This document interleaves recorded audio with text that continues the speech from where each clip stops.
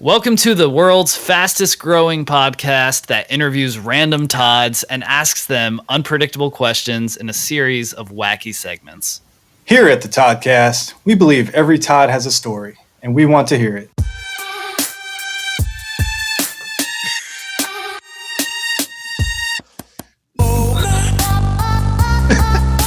The look of disappointment is disheartening. She loves it. She's so excited. I love it. I love it. Yeah.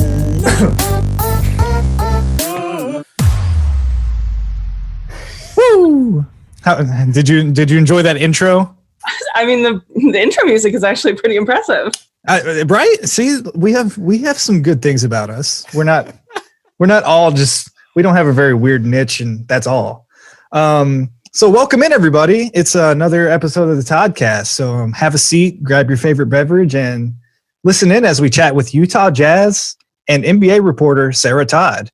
Find her on the gram at NBA Sarah. Thanks for joining us today, and I'm glad we can catch you before the NBA preseason started. I know that's probably a busy time for you, isn't it? Yeah. It's probably busy right now because the draft just ended. Yeah, well, we didn't really have any time to do anything because it was draft, and then 2 days later, free agency opened up, and training camp starts this week, and then preseason and the season. So there's no time.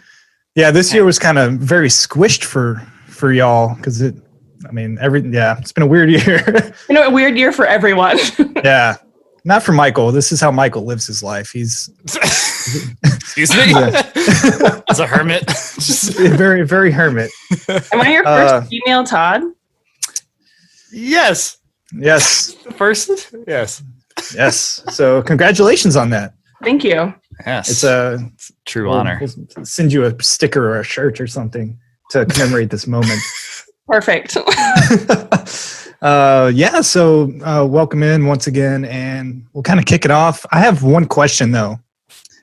So Rudy Gobert, that is a basketball player. How did you have to write a lot? Because I know he was like the COVID like patient zero almost, and everyone's like he got everything shut down. Did you have to write? Was that something you wrote about a lot, or was that? I could imagine that was probably like one of your biggest pieces for a while. Was writing about why did I? That was so pronounced. I think that's the first time I've ever said while like that, and I don't ever intend on saying that again. It was a real whirlwind. Ooh. Here we go. That whole thing was really strange. I travel with the team, and so I'm at all of the games, and so I was there that night in Oklahoma City when he tested positive before the game that shut down the entire NBA season. Oh, man. And me and the other two reporters that were on the road with the team had to like quarantine in the arena and get tested that night, and then it was just so weird because there's like all these CDC and like state Department of Health people in the arena, and they're like, so if you've been, within 3 feet, like having a conversation for 10 minutes with someone who is a confirmed case, then we need you to quarantine for 2 weeks. And we're like, dude, you're just explaining our job to us, right? This is what we do. So then like we couldn't get on a commercial flight back to Utah from Oklahoma. And that was a whole rigmarole. And then the fact that the NBA shut down and it all was, like you said, it was surrounding the Jazz players who were positive. That was my life. But like, honestly, I thought what he did was hilarious. I thought it was pretty funny. And then like it got negative light shined on it because of what happened afterwards. But initially I thought it was pretty funny. Well, I mean, like, and I tried to put it in context for everybody that I've talked to after this.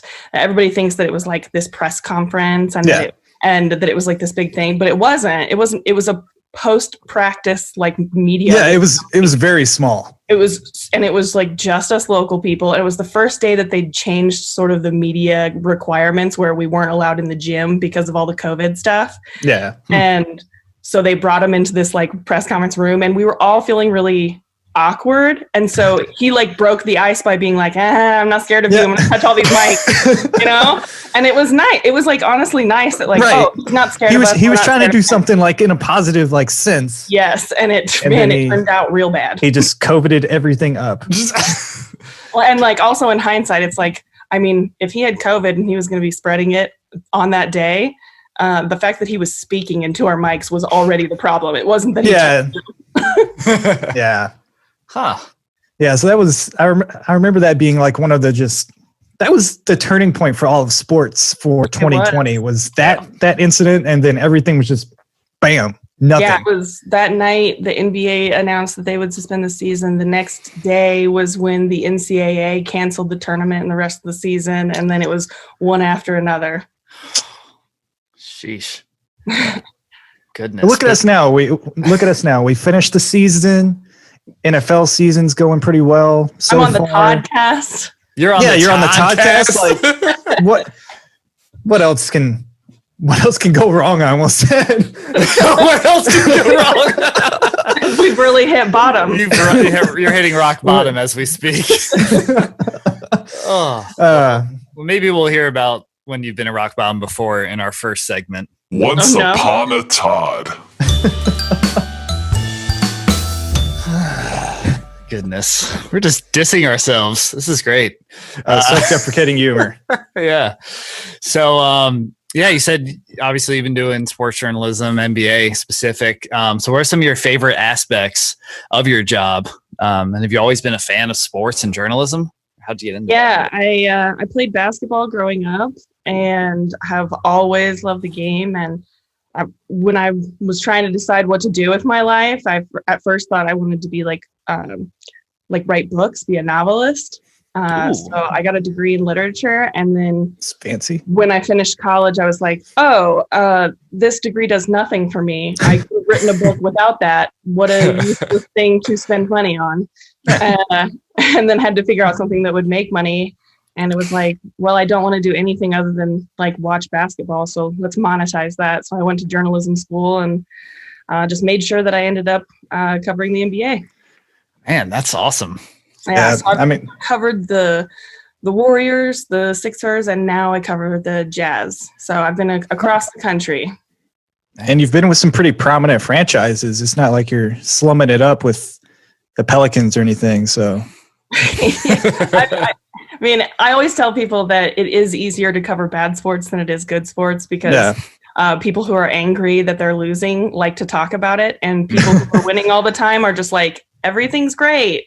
Yeah, and that never goes anywhere. So the conversations are better. But I'm from Paradise, California, which is famously the town that burned down in 2018. Perfect. Ironically. Yeah.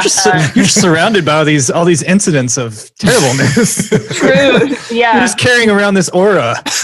Misery and tragedy follow. What else should I tell you about me that is interesting? So beyond journalism, you got some other interesting hobbies and interests. You're a true crime connoisseur. I am. Yeah. Now, is this an official title, or is this self-proclaimed? That's self-proclaimed. Oh, I didn't know if you got awarded this title from like a true crime certification. It's actually in a frame behind her. Oh no. I won't move the camera so you can actually see that that's true. No. I used to run a true crime fan club in Philadelphia. What? Goodness. You said goodness. So she is actually certified. Yeah. Within the fan club, there was also a book club called Murder Book Club, and we would read true crime books. And I passed that off into the loving hands of a friend when I left Philadelphia for the mountainous views of Utah. Yeah. Ooh, lucky. Man, what's the favorite true crime podcast? Oh, I listen to a gross amount of true crime podcasts. I really love Someone Knows Something, which is a CBC podcast, and with an investigative journalist. His name is David Ridgen, and he does sort of really immersive sounds. So when he's going to interview someone that is involved with the case, you can hear like crunching leaves under his feet. And he's like, I'm approaching the door and there's a dog that looks like this barking. And so you're right there with him the whole time. Oh, dang. So you get a little ASMR with the podcast. Yeah, a little ASMR. Like, ooh. Yeah. We're going to have to adopt some of these. We just ask questions, just random, like crunching leaves. We should probably just make the transition into true crime. I mean, we're pretty much there. Yeah, we're almost pretty there. smooth transition. Has there been a murder? There can be. Oh no, there can be. There's the patented murder. It's murder and School of Rock references in here. Yeah, that's what the Toddcast thrives off of. No, but yeah, if we were a true crime, you would have actually probably heard of us. So yeah, that is true. Now that's cool. I've listened to a couple of true crimes. I mean, obviously everyone's listened to Serial. I think that was the big one that kind of set everything off. And then after that, I was like, I've had enough. And then I started listening to just all comedies. So I have a bachelor's in criminal justice. So I took some of the classes in college for like forensics and stuff like that. And I was like, oh, this is cool. And then like, I think it's because it became so trendy. I was just trying to be a hipster. Like I was like, I can't listen to these true crimes anymore. I thought I was in there early before like it became mainstream. And then I was like, you didn't want to sell out. Right. I didn't want to, yeah. You didn't want to become like a forensic pathologist just because it was the cool thing to do. Exactly. So like, here I am. Right. Talking to Todds. Talking to Todds. You can definitely say that's unique. It is. I think I made the correct choice. And not trendy. No, I'm just joking. Oh, how dare you? Oh, I love this. This whole time she's gonna roast this is our just podcast. A slam fest. Oh, our 21 reviews on Apple Podcasts would say otherwise. Yeah, that's right. Thank you to the people we paid for those. She's writing a 1-star review right now. Yeah. Is that what you're doing? Put your phone down right now. If you're giving a 1-star review, you're not writing anything. You just leave it blank. Oh, yeah. You're one of those. You gotta let them know you are. Yeah, you have to leave a disapproving message. Like, I don't know. Actually, I don't know how I feel about that. I mean, I've done it several times, but then they know who I am, and then it's weird. I want them to know who I am if I'm upset about it. I would never give you guys a 1-star review. I am so proud of being a Todd. I would never. Thank you. You just so give much. us a 2-star review. Is all. Yes.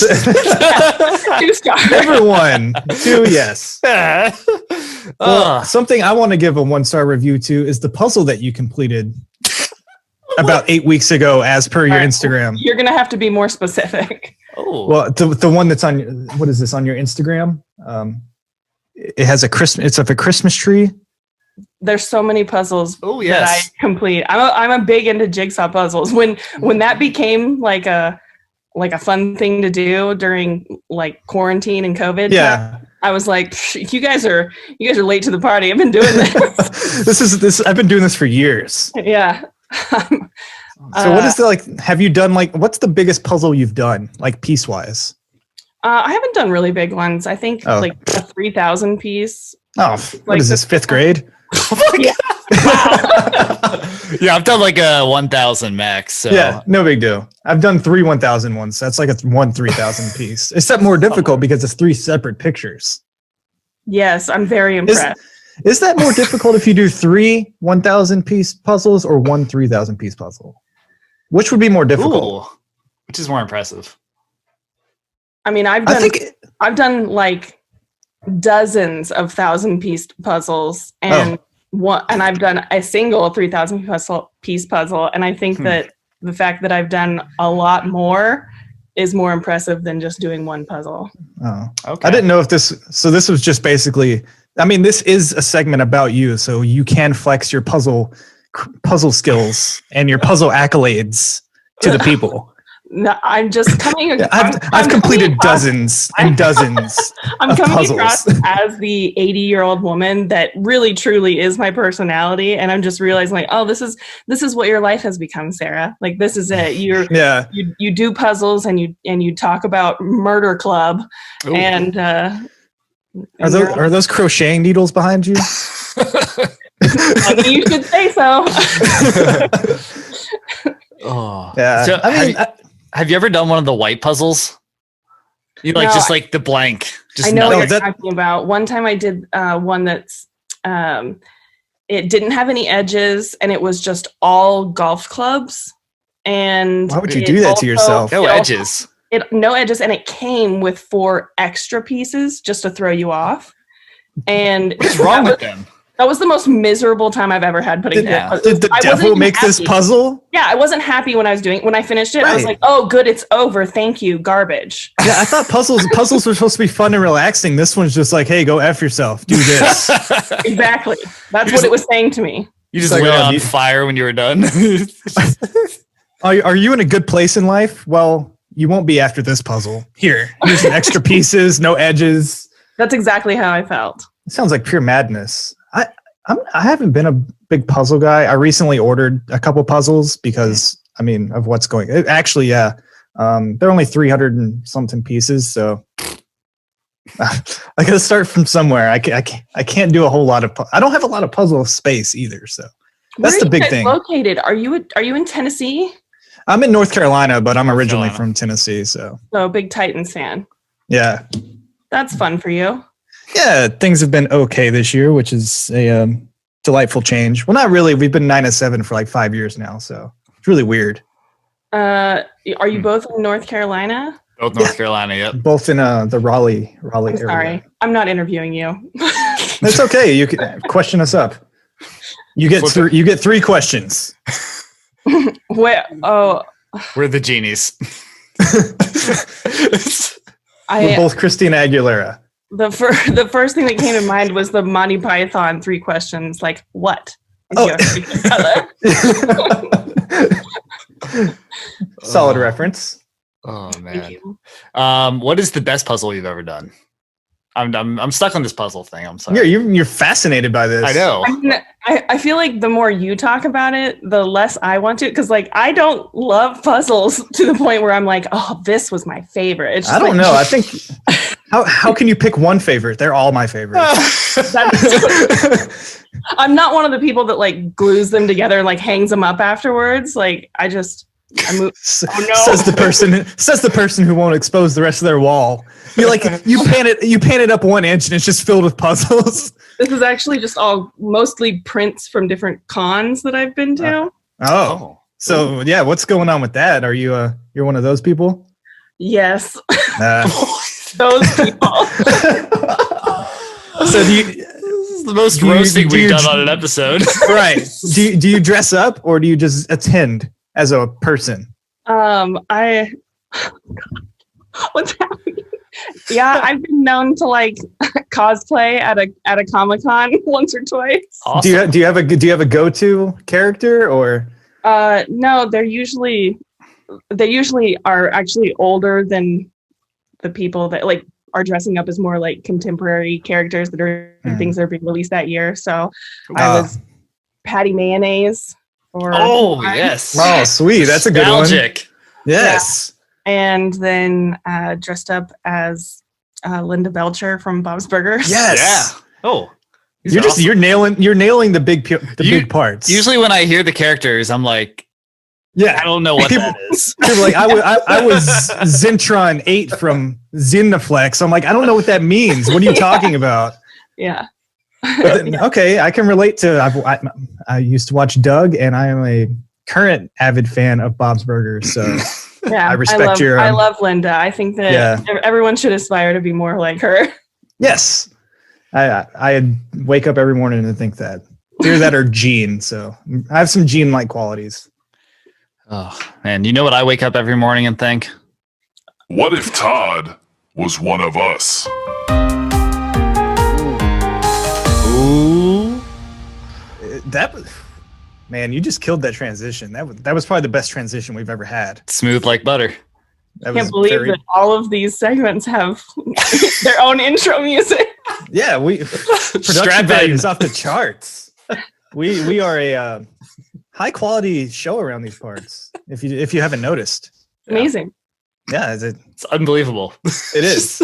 So, what if Todd was one of us? This is a segment where we get advice. We get advice on situations that people have or scenarios that they've encountered. So this listener submitted basically just this question. How do I get out of small talk at the dog park? I don't want to stop going, but the constant small talk with everyone there drives me insane. Please help.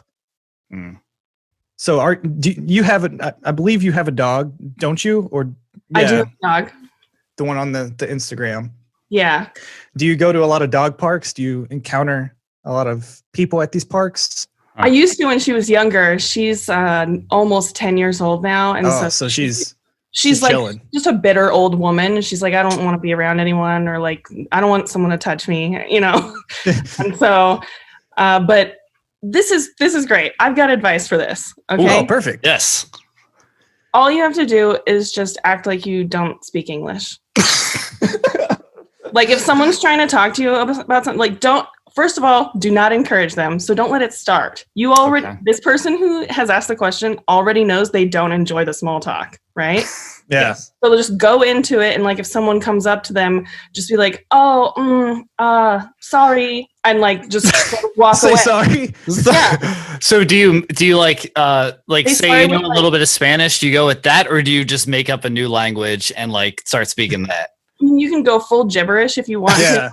Or you can just do like a really ambiguous sort of European accent when you say sorry, and then just walk away. Sorry. Oh yeah. What? Yeah. They'd be like, wait, what's going on? Are you okay? Pretending to get a phone call is always a good thing. Yeah. My suggestion is lie. Oh, yeah. I think that's a good one. I mean, so it is smart that you picking the gibberish or some ambiguous accent, because like if you do pick Spanish and they're like, oh, I know Spanish, and they start speaking, then I would be out of luck because I don't know Spanish. So I'd be like, dang it. Yeah, you can't do that. That happened to me. That I was in that situation. You do this a lot? You just fake it? No. I was living in Norway when I was in college, and there was like a missionary or somebody that came up to me, and they were trying to like get me to take their pamphlets and talk to them and stuff. And I was like, and I was like, I've got the perfect out, because they're talking to me in Norwegian. And I was just like, oh, sorry, I don't speak Norwegian. And they were like, oh, are you from the States? Me too. Oh, no. And I'm like, no. Then you slap the brochures out of their hand and run off. Yeah. I answered no questions. Oh, wait, I got a phone call coming in now. You just hold up your hand. You're like, he's like, oh, that's actually me. He's like, hello. Just a banana, whatever you have like around you, just pick it up and answer it. And then he picks up the pamphlet and he's like, oh, hey, I'm right here, right in front of you. And then you're like, I don't know how to get out of this situation. I've already got options. I will join your church. Just leave me alone. Fine, I'll do it. I'll come. I'll sleep. Baptize me. Let's go. Yeah. Baptize me. I don't know why I said that. Just fully committed to it.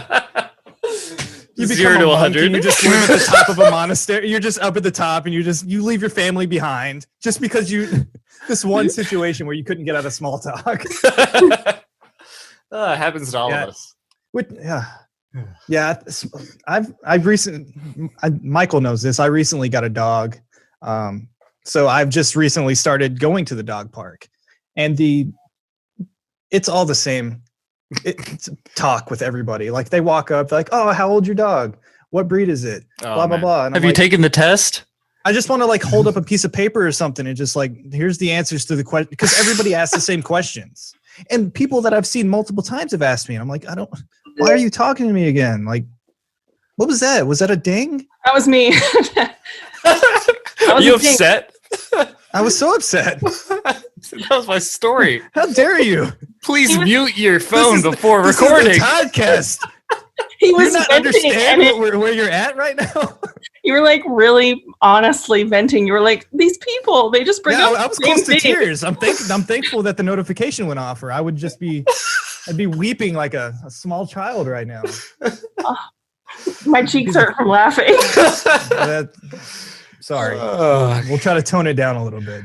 No, it's good. It's good. No, we don't want to hear it. Don't give us sympathy laughs. You know what make my cheeks hurt? Oh God! It's time to prod Todd.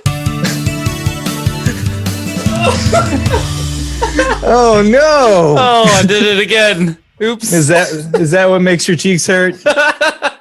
Getting prodded, huh? Oh, so My this goodness. is a section called Prod Todd, and it's basically just a series of random questions. So the first one is, what is your favorite quote from The Office? Dwight, you ignorant slut. Yes, that's a that's a good one. Yes. Most of the ones that involve Dwight are really, really good. Yeah. The one about was it identity theft is not a joke. I really like that one. One of my favorites is the I'm not superstitious. I'm just a little stitious. I'm a little stitious. I also really like when Michael's finally gonna get rid of Toby, and he has to do the exit interview, and he already has his questions ready. Oh yes, there, and it's really awkward. And he's like, "My first question is, how dare you? How dare you? What gives you the right? Who do you think you are? Yeah. Who do you think you are?" Oh, I love. That's a very quotable I forgot show. about that part. That part was good. I love hating Toby. Yeah. It's something that I think could really bring America together. Is hating Toby? Yeah, I think we could all just bond over that one thing.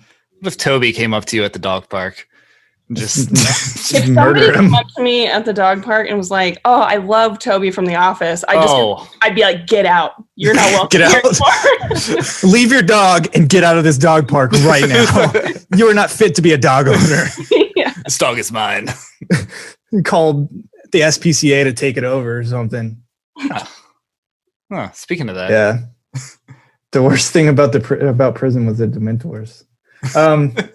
So, what exotic animal would be the best pet? Like a lemur? What is that face? A lemur, maybe? A lemur? lemur. Ooh. What was that lemur that was on that show? He was a famous lemur. Oh, wait. From Zaboomafoo? what? It's What word are you saying? Speaking gibberish over there? no, this. I'm trying to get out of answering this question. So I'm acting like, I don't even know how to spell this. Zaboomafoo. Yeah. He's making up words. No, it was a 95% of people like this show. It has a really good Well, rating. 95% of the people that were willing to watch it liked it. It was on PBS from 1999 to 2001. So, Cool. it had a lemur. Cool story. So is that your How answer? dare you? No, I hate lemurs. I hated that show. Oh, so they would not be the best pet. And they'd be all right. I don't know. It would be pretty cool. I think monkeys and those kind of animals are all pretty cool. Yeah. I've seen people that have them. Actually, one of my friends actually just owns a lemur back in Tennessee. They started a Facebook page for it. So, I follow this guy on Instagram that has some sort of wildlife refugee. Ooh. Or refuge. He just has one refugee. Yeah. And there's a lot of monkeys that live with him, and they tend to put their hands in his mouth a lot, and I don't think I'd be okay with that. Oh, that's not social distancing. Yeah, they also their hands also go other places. So yeah, they're notorious poo flingers. So yeah. Ooh, I heard from someone the other day that you could raise a horse in a house, and I don't buy that. You could raise a horse in a house inside of a home. That doesn't seem right. I had some That's just what a barn is, though. Yeah, a barn is an outside house without people in it. And If people lived in the barn, it would be a house. I mean, your house is outside too. A barn is a house without like furniture. Walls. It's a It has 3-walled walls. house. it's got 4 walls. Yeah. It's just an open floor plan. extremely open floor plan. It's really streamlined. It's just like carport. And the weird thing, so growing up, when I was like 8 or 9, I had some neighbors that lived behind me that had 2 llamas that lived in their house, like full grown. They were baby llamas, and then they grew up to be adult llamas, but they lived in the house. So I feel like a horse, you'd be able to raise a horse in the house. Yeah, why not? Who did you hear this Why from? not? Why? Like, I Yeah, want to know what- why. Does- I is don't that- know why. I just remember Who sent this to you? I don't remember. You give us names. It was at some house at Thanksgiving. Yeah. Narrows it down. So you're making me either throw my own parents or some in-laws under the bus. And I I'll ain't have to playing look that into game. this. I'm going to buy a horse and raise it in my house now. I'll show you. You should in your apartment. Yeah. That's true. Oh man. Lemur. Do you have an animal, Michael? That's tough. I feel like an orangutan. Those are fun. Oh. I don't know why. Those are my favorite. It's like at the zoo. it's lemurish. Yeah. They both have, it's like a Monkey-ish. Yeah. monkeyish, yeah. Yeah, I can't think of anything else. So nobody's gonna pick giraffe. Harafe? Again, first, why? In the house. Why? Yeah. Not in the house. It's just a pet. I would it's want a the pet. I in would the house. yeah, Like well in- I would Like, have to in your yard? well that's kind of rude because like it Yeah, would be cold mean and it would giraffe. snow on the giraffe. I would have to have a very tall roofed house.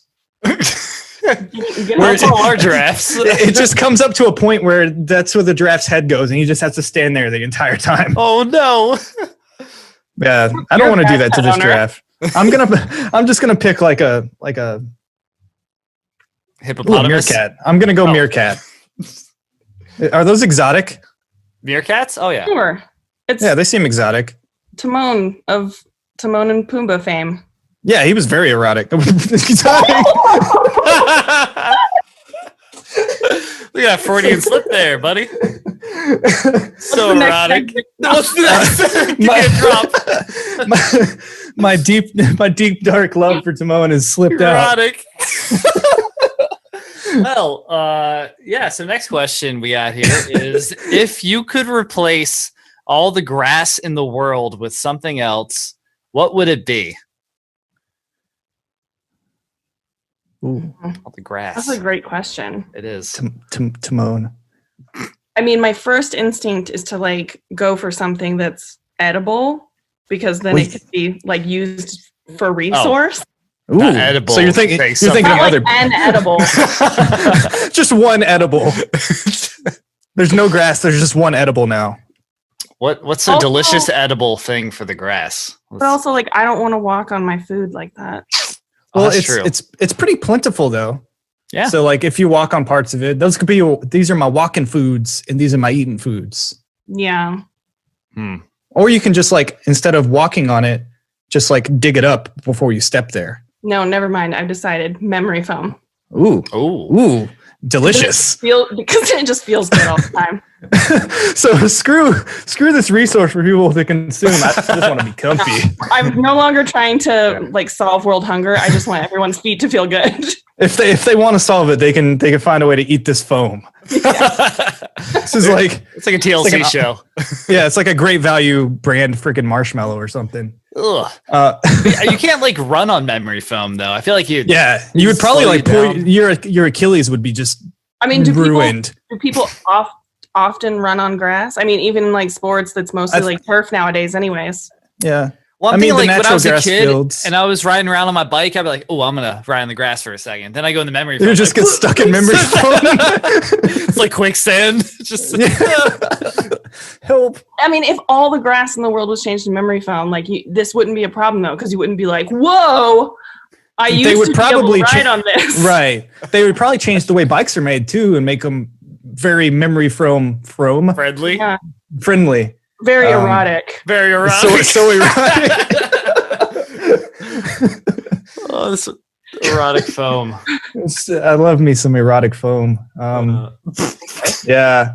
My first thought when I saw this question was like with sour gummy worms. I think that's where I would go. Why sour? Because I mean, I don't like the goopy sour the ones. I like the trolley, Goopy. the ones with like the sparkly dust on them. Yeah. The sour dust. I first thought about a candy also, and then I was like, well, someone's feet are going to be sweaty, and then it's going to get really sticky, and then the fun is over. Well, yeah. And then it will rain. Yeah. It will rain. Well, it gives it a nice rinse off. It's good. Yeah, it just cleans it off. What sweat? I guess if you mow it, it would regenerate. So like, oh yeah, is it like? Imagine like how gross. Like next to a gas station, there's like a nice patch of like trolley worms that like bums have been peeing on all year. why wouldn't they just eat them? Why wouldn't they use the restroom at the gas station? Have you Screw these worms. Have you ever been to a city? Because that's just it just feels like pee outside the gas station. Right. Yeah, they're like, it's because like the most of the gas stations won't let them in there. It's like no bum, you stay outside. Oh. Yeah, I mean, that's life. life. Now there's all these sour gummy worms all over the place, just filled with pee. Now they're just pissed off because, I mean, at least in your scenario, at least on the memory foam, they're good job. Puns. Yeah. Yeah, at least on the memory foam, they're able to lay on it and like be comfy. Yeah, they have a built-in bed now. And there's no nutritional value in gummy worms, so they're just getting. Everyone's diabetic. Yeah, maybe we're not solving world hunger, but we are helping the homeless. Solving world uncomfortableness. Yeah, I think mine. It can do a little bit of both. I've got uncooked spaghetti coming out of the ground. Uncooked? That's dangerous. No, actually, if I stab people, never mind. Yeah, but like I'm thinking, like we were talking about that leaf crunching earlier. I'm like that'd be like a nice noise to hear, but it would probably just be people screaming. you trip and you're murdered by it. Oh God! Is that spaghetti sauce? Take this back. Is that spaghetti sauce? No, that's Ted. He fell 3 weeks ago, and he's stuck there now. What is happening? Yeah, you made good job, man. Decision. Yeah, I take it back. It sounded good.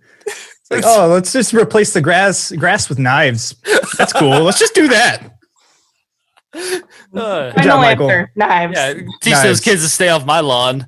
At least mine. It went from a very rational, comforting answer to like a mildly like delicious answer, and then just no relevance at all. Like, don't ever let this be implemented. Yeah.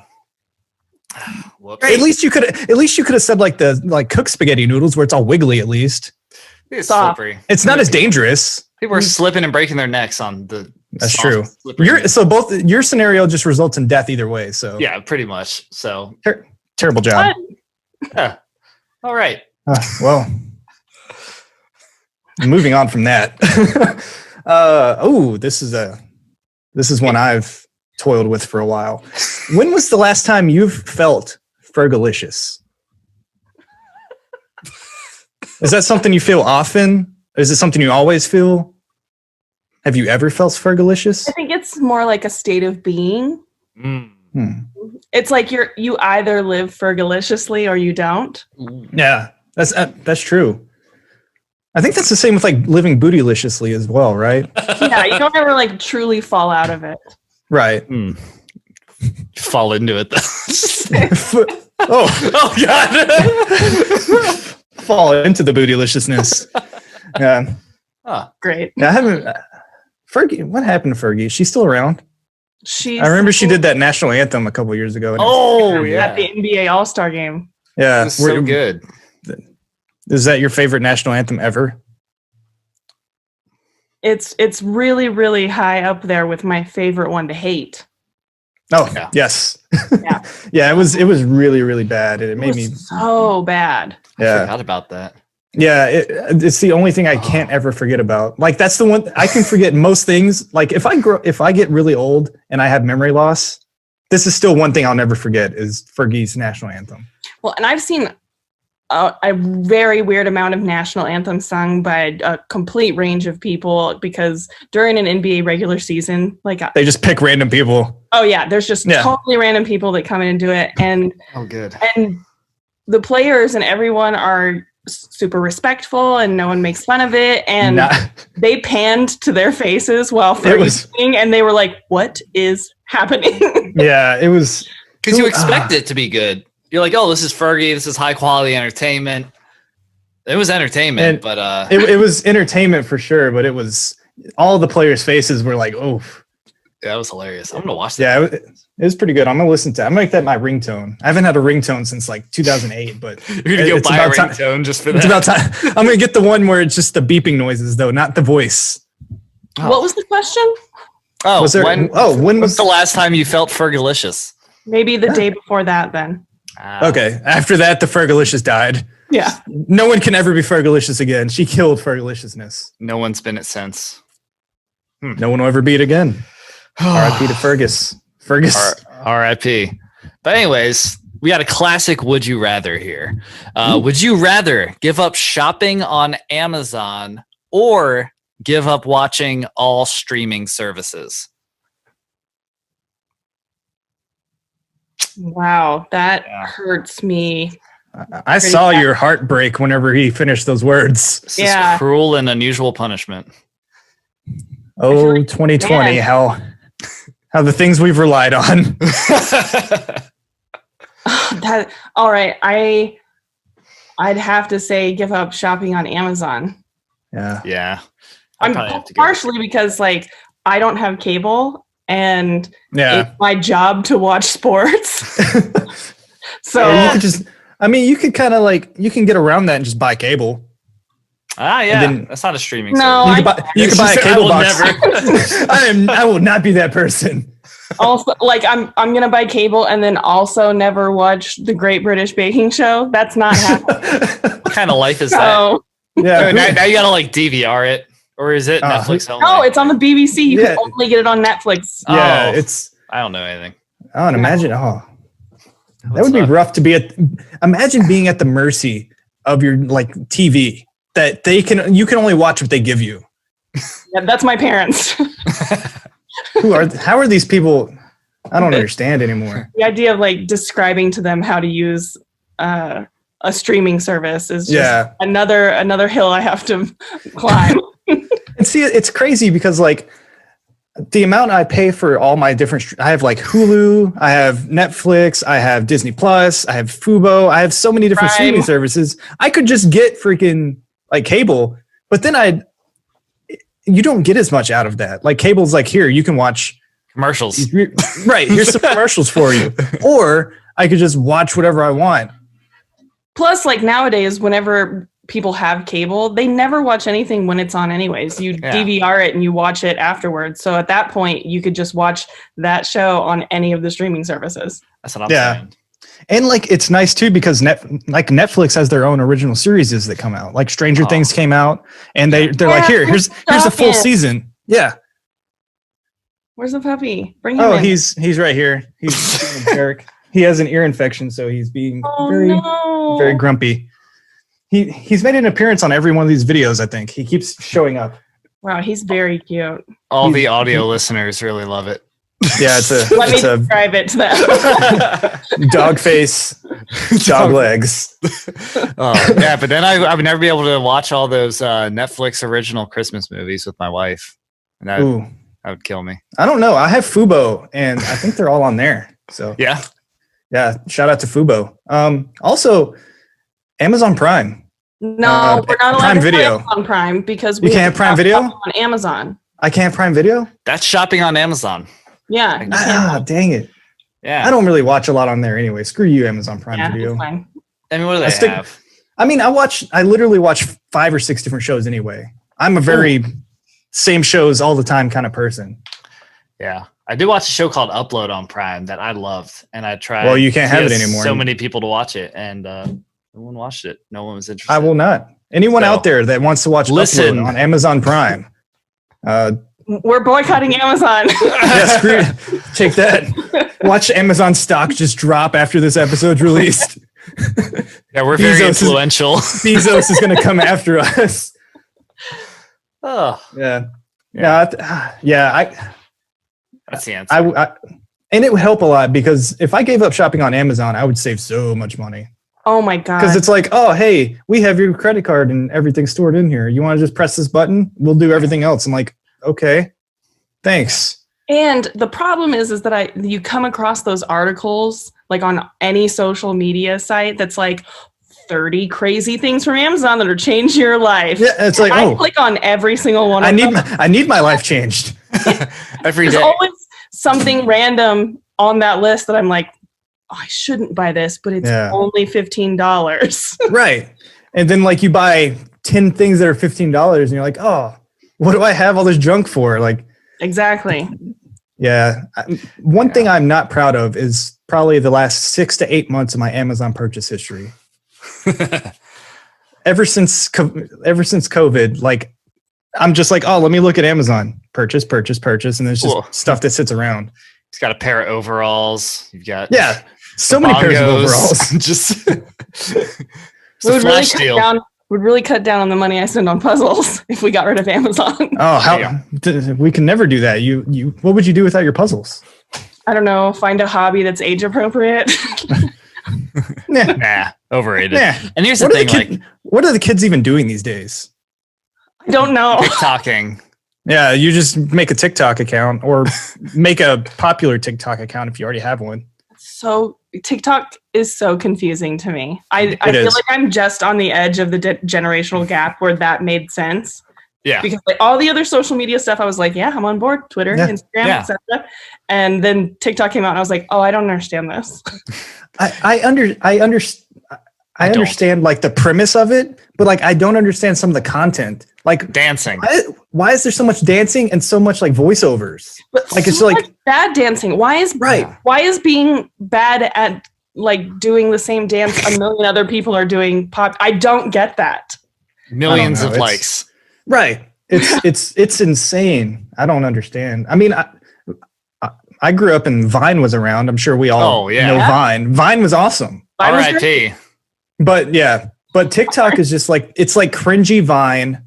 Yeah. That sucks. But lasts for a lot longer. Yeah. TikTok comedy is not like Vine comedy. Yeah. Cause I mean, there's people that got famous off of Vine that are still like prominent now and are still like funny people. Yes. I don't know how long term your dancing on TikTok is going to be. Like in 3 years, are people still going to be like, oh, let's watch this guy do another dance on TikTok? Here's the thing. Like, I know, like, so like one day if I have a child and like, I'm just imagining like, is my daughter or son, am I gonna like walk outside and they're in the middle of the street doing these stupid dance moves? And I'm just gonna happen. Am I old saying that? Do I just sound like a grumpy old man? Or I think once we've hit that threshold, like I feel like, because I'm 30, you're what? You're 28, Michael, right? I am. Yeah. So I mean, 33. Yeah. So we're all at that group where like we have hit, because we grew up and it was like everything. Social media came out, cell phones, all of this stuff came out while we were growing up. And our parents were like, oh, you don't need all that junk, blah, blah, blah. Yeah. But now we've hit that point where like, oh, you don't need that junk. This stuff is stupid, blah, blah, blah. I think it's just an ever going kind of thing now. Yeah. Because I mean, some of it, like I could agree with, because my parents were like, you don't need a cell phone. Yeah. Everyone I knew had a cell phone. You don't need a MySpace. Yes, I do. I couldn't get one until like way later than I think I got my first cell phone when I was like 17 or 18. Oh, what a loser. Yeah. I was like borrowing friends' phones to like text people because texting was fun. It was. Yeah. You had to pay per text. Yeah, it's like, what a world when you had to pay for text. But then my brother, who has sons, when they were growing up, it was like, it's like 12 years old and they got an iPhone. I was like, what is going on? Why does this kid need an iPhone?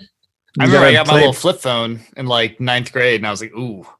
Yeah. Cool. I had the snake app on it. Oh, it's yeah. not even an app, just a little game. I remember because I had a prepaid phone and I remember using all my minutes and not having any allowance to pay for more minutes, but still acting like I was texting or getting a phone call. What a loser. I'd be like, oh, hang on, I got a phone call. And it's just me holding my phone up to my ear. I'm like, oh, yeah. You're practicing for later in life when you want to avoid people at the dog park. Full circle. Sheesh. All right, so you would give up shopping on Amazon. Good to know. Yeah. So choose your roommate, The Rock or Kid Rock? Which one would you like as a roommate? The Rock. Yeah. I just assume that he's gonna smell better than The Rock. The Rock is gonna smell better. Kid Rock looks like a stinky person. He smells like Marlboro Reds and like Keystone Light. Ooh. Yeah. And that's when he Jägermeister. Yeah, that's when he smells good on a good day. I feel like the Rock.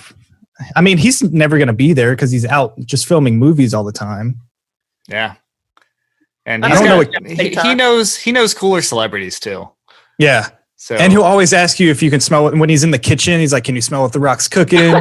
And then like it'll get old after a while, but then it'll get funny again. You're like, you got me good, Dwayne. Dwayne. But Kid Rock's just like drunk in the living room listening to Ball with the Ball all the time and just like throwing beer cans at the freaking NASCAR race or something. So I don't think he would be fun. I feel like he'd be very messy as well. Yeah, he's messy. He's stinky. There's cigarette butts all over the place. Ooh, yummy. He's just like putting cigarette butts out on the couch. There's burn holes and everything. Huh.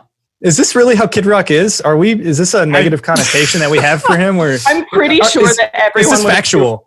Yeah. Okay, we'll put that poll out there. What is your opinion of Kid Rock? Are we spot on or not? I think we're spot on.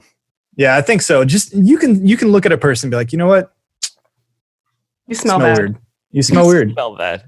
How does Brad look? Brad looks like I smell all right. He's got a lovely scented candle right next to him. Ooh, it's so scented. It's compensating for his bad stench.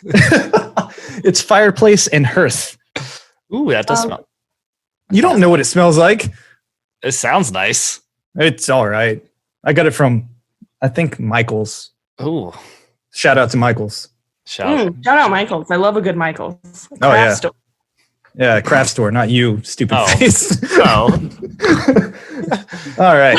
I just got that. Well, yeah, so, stupid face has a question for you. Why did I just say it like that? Ugh. What are your top 3 candy bars? Ooh. Laffy Taffy. Ooh, did not expect that. Boo. Like the banana one?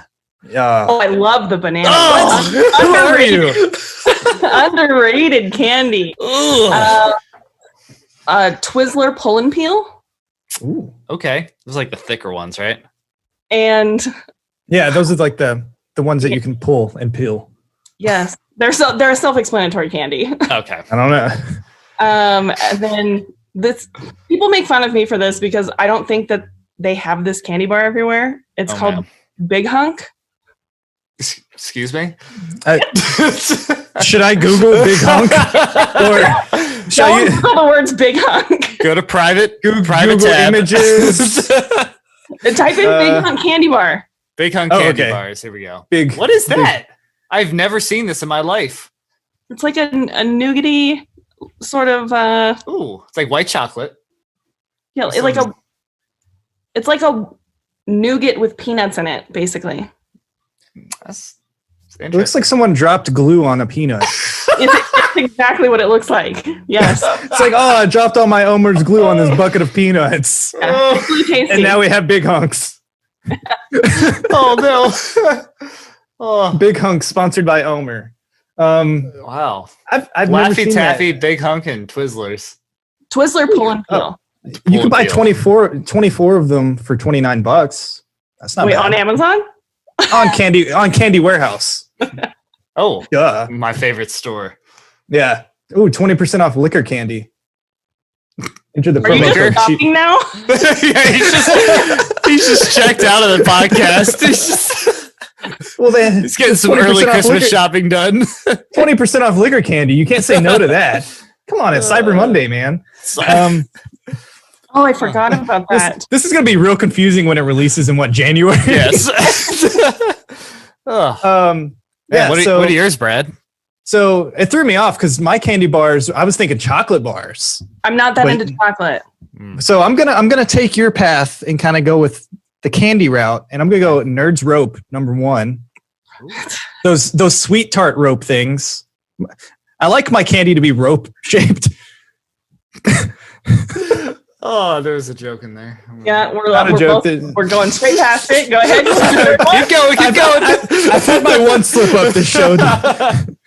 Don't do this to me. Yeah, Nerds Rope, sweet tart rope, and then the what is that freaking thing? I don't know. I'm just gonna say fruit stripes gum. Ooh, fruit stripes gum. Stripes? Yeah, you know the zebra gum with the tattoos on it. Oh my god, that is I'm just having all these recovered memories from childhood. Yeah, it's nostalgic. I remember having like the face tattoo of like the dude, like the zebra roller skating. And do you remember those little wax soda bottles that had like a little bit of juice in them? Right. I'm just like, why am I chewing this wax for this very small payoff? Yeah. And then I'm like sitting there, like my teeth are full of wax, my intestines are full of wax, but I got that small amount of juice out of there. Yeah, like a half a teaspoon of like fruit flavoring. Right, and it's straight sugar. Like I don't even know what it's made of, but it's probably just a carcinogen. It's like when you eat celery, you like burn calories. When you are consuming those, you actually get thirstier. Like yeah, I need more of these tiny juice receptacles. Oh. Yeah, so I think that's my top. Nerds Ropes are really good. Like when those came out, those just changed my life, and I'm thankful for it. Thank you, Wonka. What about you, Michael? Oh, well, I got to go with like the Reese's Fast Break candy bar. That was, so you're going chocolatey. Oh, a little chocolate peanut butter action. That's the best way to do it. Unpopular opinion here. Dots. I used to love. Dude, dots suck. Dots. Yes, thank you, Sarah. No, you can. Okay, dots are good for a 14-second window, and they're either they're really, really hard after that, and then they just rip your teeth out. Like if you get them where they're still like not stale, that's true. But they're impossible to not be stale. I don't think I've ever eaten dots when they're not stale. I've had some pretty good dots in my day. Really? Yeah. Are you a dot connoisseur as well? Dot connoisseur, but the green dot is one of the most unpleasant tasting things in the world, though. Oh, it's not good. I didn't have any dots this season. Yeah, I haven't had dots in a while, mainly because I just want to keep my teeth. Yeah. But yeah, it's sticky. Sugar babies. Yo, those will ruin your mouth. Like those will take your teeth out. As soon as I talked about taking my teeth out, I remember like I had this flashback to me just like getting like I would bite down on it and my teeth. My mouth is glued shut with those. Like you have to sit there and like you have to build up saliva for it to like break down the freaking thing.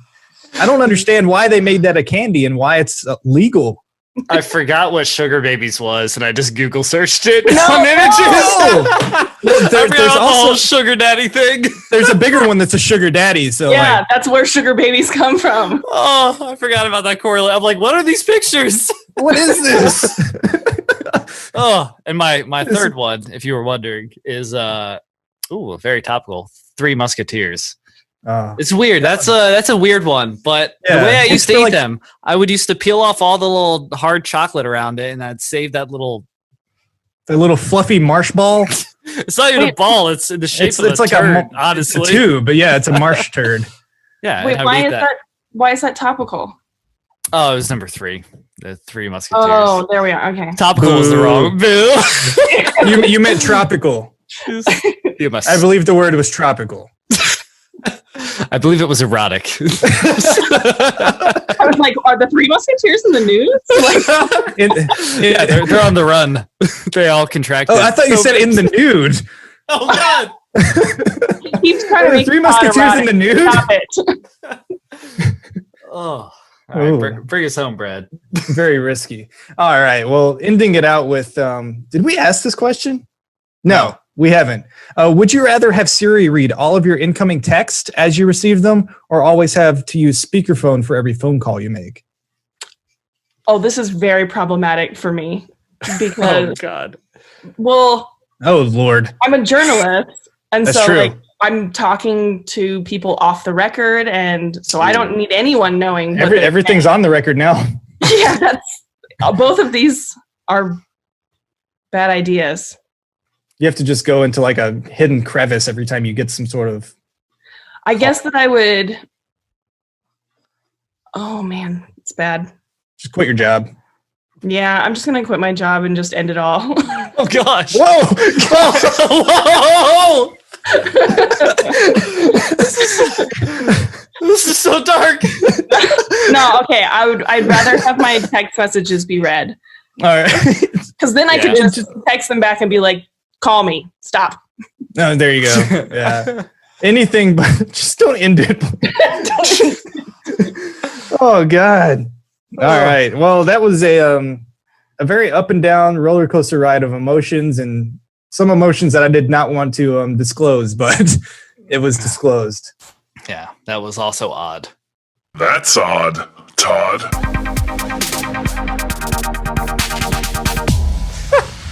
It's your turn to run the show now, Sarah Todd. This is the two truths and one lie segment. Do you have those just at hand and ready to go? I do have them at hand and ready to go. Okay. Well, do it. Number one. Here we go. Number one. I yelled at Drake to get out of my way because he was walking too slow. Number two. Steven Seagal gave me $10 for being cute. Number three. I own one of Ted Danson's wigs that he wore on Cheers. So these are all awesome. First off, congratulations on whatever two happened to you in your life. Congratulations. And yeah. Yelled at by Drake to get out of the way. No, I said I yelled at Drake. Oh, you yelled at him. I yelled at Drake. Number one, I yelled at Drake to get out of my way for walking slow. Number two, Steven Seagal gave me $10 for being cute. Number three, I own one of Ted Danson's wigs that he wore on Cheers. Is it illegal to give people money for their appearance? Or it seems frowned upon? That's just what the entertainment industry is. Oh, okay. Ooh, That's true. Oh, look at you with your insightfulness. I'll just go F myself. Thank you. Yeah. This is a tough one. I feel like the Drake incident could have happened at probably some sort of Utah, Toronto type thing. He was always going to those games. I don't know if you've went to Toronto or he went to Utah, but I feel like that could have happened. Ted Danson wigs are very plentiful on the internet. I think I've never searched for them. I probably will right after this show because I don't want to buy one. And then, Steven Seagal. I don't even know where you would encounter Steven Seagal. Is he just handing out $10 bills for being cute? But not just to everybody, to people that are cute. Yeah. So does he? Yeah. Can I slide into his DMs? And be like, yo, can I get $10? I'm looking cute. Am I good enough for you? Here's my Venmo. I don't think you'd get that money. Yeah. Brad, what do you think? What is the? I think the Steven. It sounds so plausible. And wigs, you can come. You don't have to just have a wig. I want all these to be true. You don't. I know, and you don't have to get gifted a wig. You can buy a wig. So that's easier to come by. But also, you know what? I'm gonna say that's the lie. Unfortunately. So you're saying the lie is the wig, and I'm gonna say the lie is yelling at Drake. She's nice. Excuse me? No, actually, she's been roasting us this whole time. Yeah, have you witnessed 98% of this episode?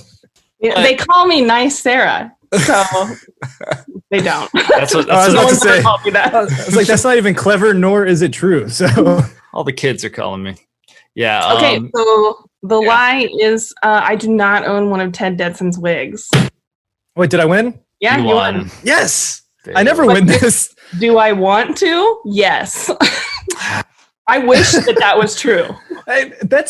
So you have a deep infatuation with that. That's a crazy lot with Ted Danson. Really? I always tell people Ted Danson was my first crush and he is my current crush. He would be my last crush. Yeah. He's beautiful and perfect. Cheers is one of the best television shows ever. But yeah, the other two are true.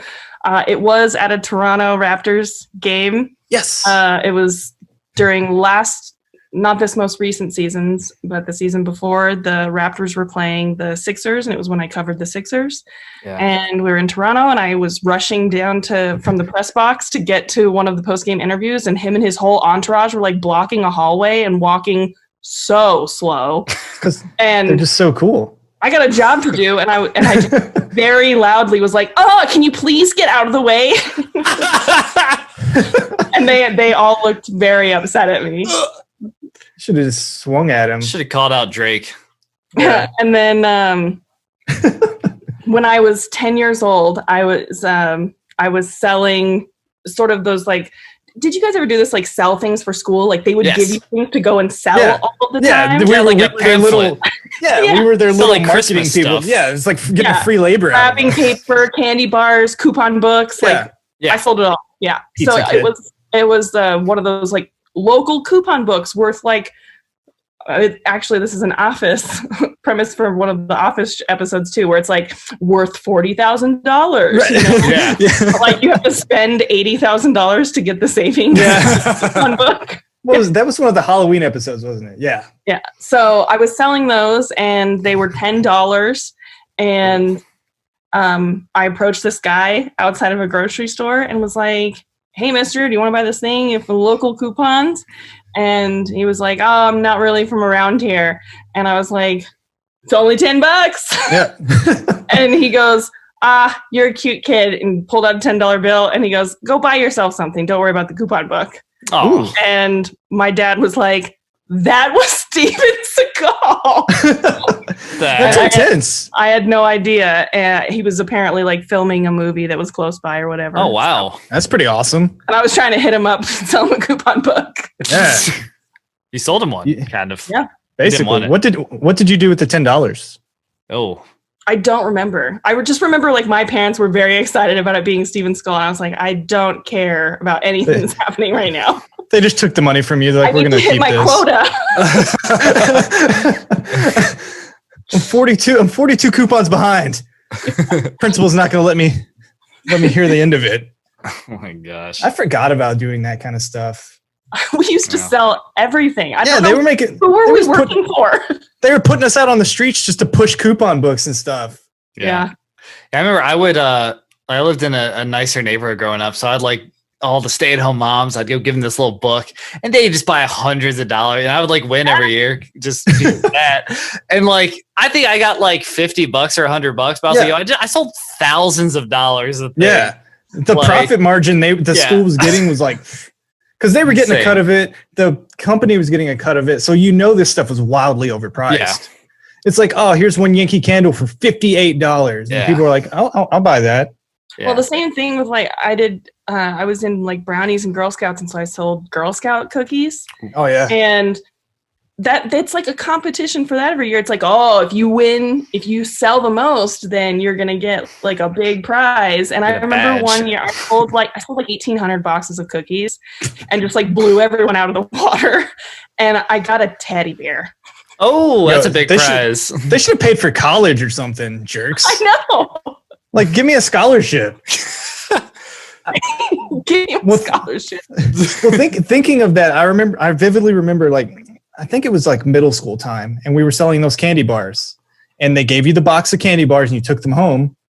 I ate like 10 of them, and I didn't sell them, and my parents were upset at me because then they had to buy the candy bars that I have already eaten, and I did that multiple times. It was dangerous. It's like the people that sell Mary Kay, and they're like, oh, you have to go home and try some of this stuff, and then they have to like they keep wearing it, and then they can't sell anything, and they're just like drowning in like Mary Kay debt where they can't get out of it.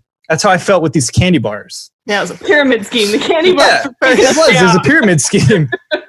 Training us on MLMs. Yeah, like middle school. Multi-level marketing. Right. And then that's why on Facebook you have people from high school sliding in your DMs like, hey, haven't talked to you in a while. I have this super cool opportunity for you where you can make money from home.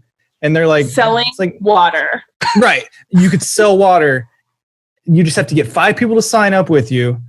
This is, once again, it's like the office. And order 10 trucks of water. Right. 10 trucks. You need to buy a warehouse. Store it all. Yeah. So I mean, you had a pretty interesting Two Truths, One Lie segment. I actually looked for Ted Danson wigs. They don't have any that are official. I found one that is a knockoff. It's a Ted Danson toupee, and it's got 1.5 stars. Perfect. So I think it's worth it. Yeah. Is that like a Party City thing? The average Toddcast review. Oh, well, you know. I feel bad. Now I feel bad. So we can skip this next segment. Yeah, we could just throw this one out to the window. Yeah. Out to the window. To the window. To the walls. To the next segment. In Todd We Trust.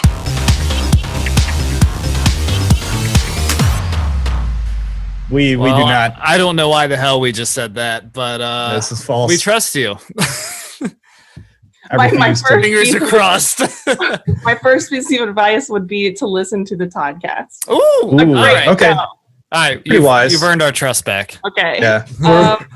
Some pushovers. I came prepared with two pieces of advice. One that's sort of general life advice, and one that's kind of like a life hack that I enjoy. Ooh, sweet. So in general, I always tell people take notes on everything. That's really helped me and paid off. So take diligent notes. Okay. I like that one. I took notes on that. I hear Michael typing that down. I heard your click clacks. That's very clickety, very ASMR of you. The other one is when you buy like Kleenex or tissues, keep the empty box after you use it and use it for a garbage can for all your used Kleenex or tissues. Ooh. That's an interesting. Look at you. That is a very 65 to 80-year-old life advice. I'm nothing if not on brand. Totally on brand. Yeah. You do a couple puzzles, you wipe your nose, you tuck it away in the old keep your little snot box. Just over here. Oh, don't touch that. That's my snot box. One of your friends goes in to like get a tissue and they pull that. Oh wait.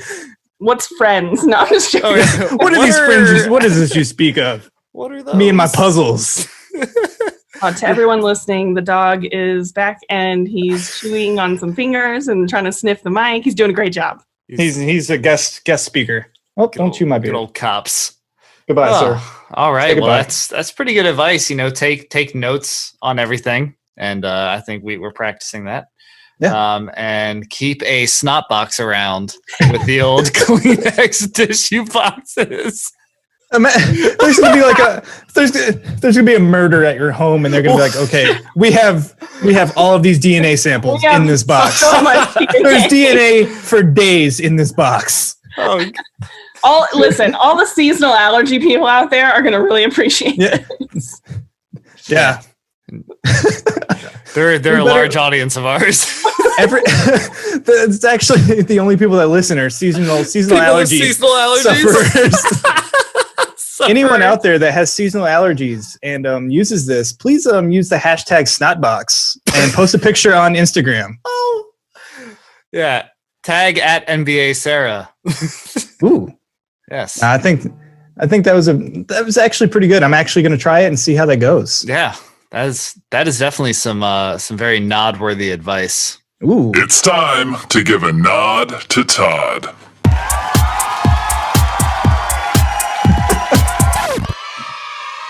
Yay! You did it.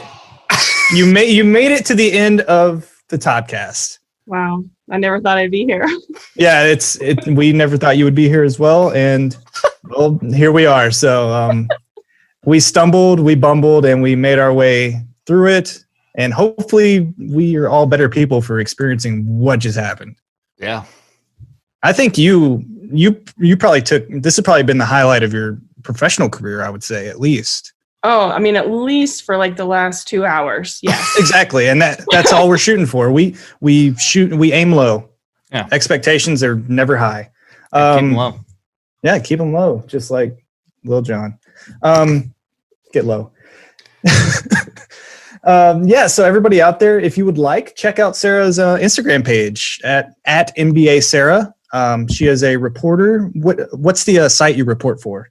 I am I work for the Deseret News. That's a newspaper. You can find all my stuff at deseret.com. And I'm on all the social media at NBA Sarah, so you can find me anywhere. All right. Get her on that TikTok. Yeah. Yeah. Sign up for the latest dance moves from NBA Sarah. No, but she posts a lot of cool stuff. You were in the bubble, so you posted some. I remember seeing some stuff about that. So you get some kind of firsthand action of the Utah Jazz and probably the other teams they're playing. So that's pretty cool stuff. So give her a follow. Check out her work, and check out our work. Yeah, check out the Toddcast, you guys. Yeah, check us out at the Toddcast Pod on Instagram. At the Toddcast, or not even at the Toddcast Pod, just the Toddcast Pod on all podcasting platforms. Go ahead and drop a layup into our review bucket, and 5 stars and positive words, please. We need them. Also, it's YouTube now. We are recording videos, so you can see our bright and shining faces. You can see Sarah's puzzle collection in the background, and see her looks of disgust. And you can see how many times this episode really went off the rails. No, but we had a great time, and I hope you did as well. And with that, I'm Michael. I'm Brad. And she is Todd. She is. She is. Oh, we made it out.